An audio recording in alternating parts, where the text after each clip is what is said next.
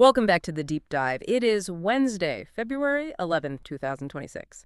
If you woke up this morning, looked at your phone, and just felt this, I don't know, this distinct sense of cognitive dissonance, I want you to know you are absolutely not crazy. In fact, you're probably paying better attention than most. It really is a tale of two timelines this week, isn't it? Seriously, on one screen, we're seeing the Dow Jones crack 50,000 for the first time in history. The confetti is falling. Yeah, the champagne is popping on Wall Street, but then you swipe left and you see credit card debt hitting an absolute record high and small businesses, places that have been open for 40 years, locking their doors for the last time. It creates this very strange atmosphere where the macro headlines are screaming golden age, but the micro reality for a lot of people feels more like a survival horror game. That is exactly what we need to unpack today. We have a massive stack of sources to get through, the latest jobs report, some fascinating data from the Federal Reserve, earnings from the tech giants that are practically printing money,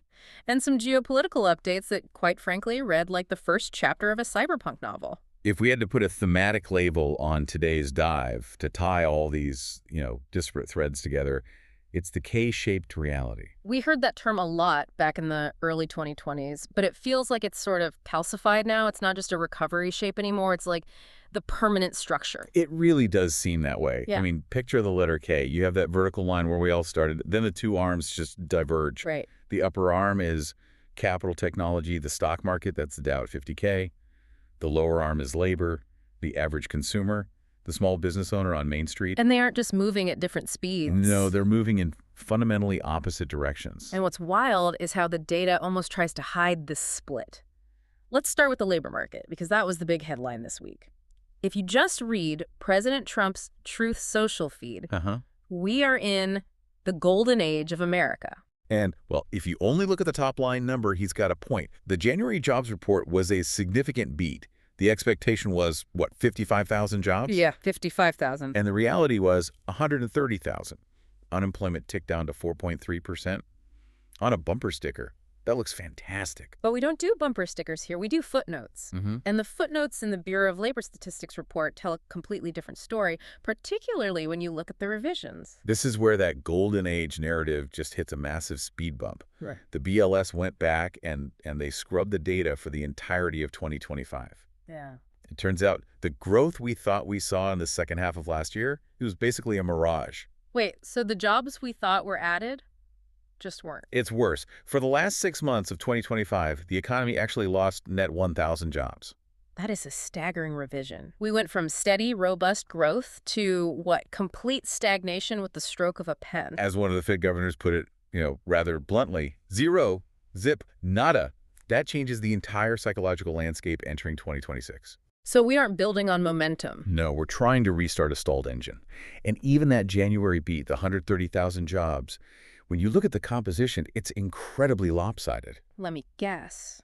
It's not manufacturing and tech driving the bus. Not even close. It's almost entirely non-cyclical. Healthcare and social assistance added about 82,000 of those jobs. Wow. Now, those are important jobs, don't get me wrong.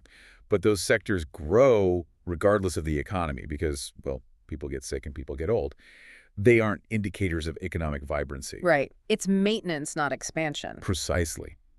Meanwhile, the cyclical engines, federal government jobs, financial activities, broad-based manufacturing, those were all down. So the engine just isn't firing on all cylinders. Which would explain the data coming out of the New York Fed about the consumer wallet. Because if the economy was truly booming for everyone, we wouldn't see what we're seeing in the debt numbers. No, you'd see deleveraging.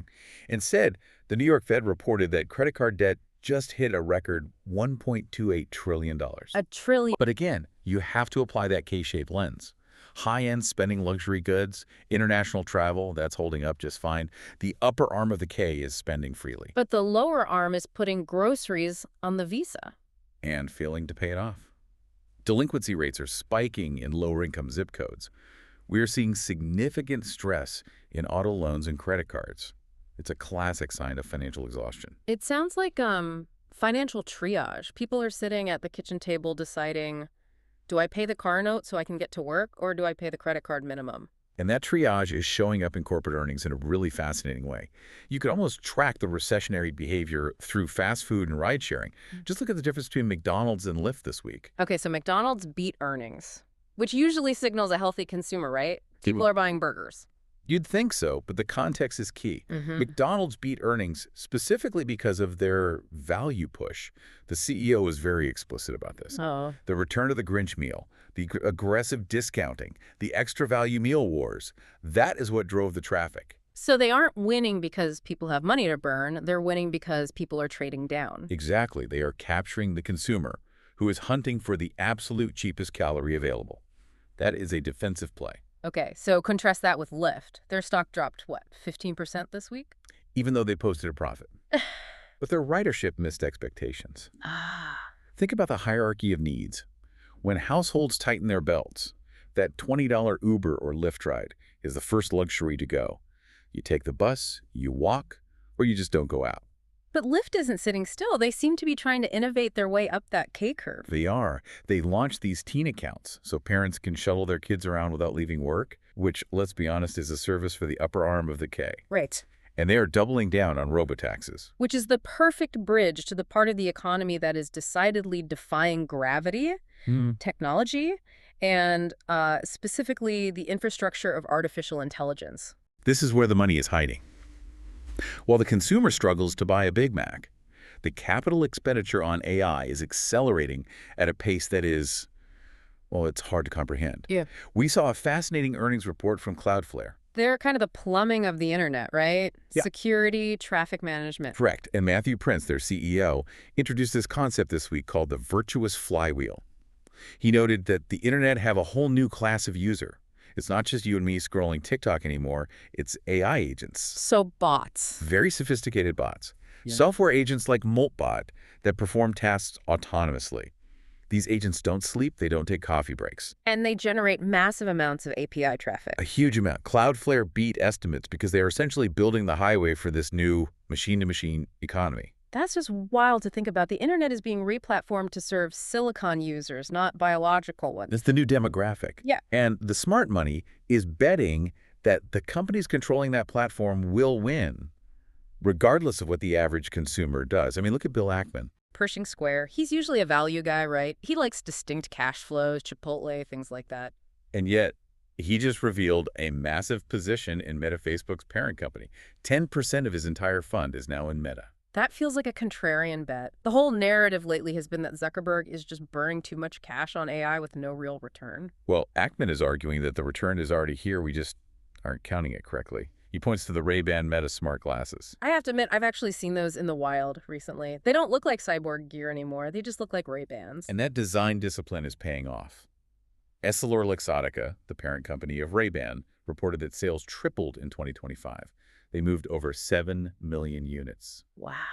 That is not a niche gadget anymore. That is mass adoption. It's like the iPhone moment for your face. Potentially. Yeah. And Meta is integrating that hardware with software that trains both the user and the AI. They launched a feature on Threads this week called Dear Algo. I saw this. It sounds like a diary entry. Dear Algo, today I felt sad. It kind of functions like a direct command prompt. You can write a post saying, Dear Algo, show me more NBA highlights and less political arguing. And the AI retrains your feed in real time. Huh. It's shifting from a passive feed where the algorithm happens to you to an active negotiation with the machine. That's actually really clever psychology. It makes the user feel like they're in control even while they're feeding the machine more data on exactly what hooks them. However, not every tech investor is buying the hype loop. We have a dissenting voice from the private equity world. Orlando Bravo from Tama Bravo. He's a legend in software investing, so what's his bear case? He is waving a massive yellow flag. He argues that software stocks are, in his words, oversold. His point is that too many of these AI-adjacent companies trade on revenue multiples. How much cash comes in the door? Right, rather than earnings multiples, how much cash they actually keep. Which is fine when interest rates are zero. Exactly. But in a high interest rate environment, which we are still in, he thinks that's a dangerous game. If you aren't profitable, you're vulnerable. So we have a split even within the tech sector.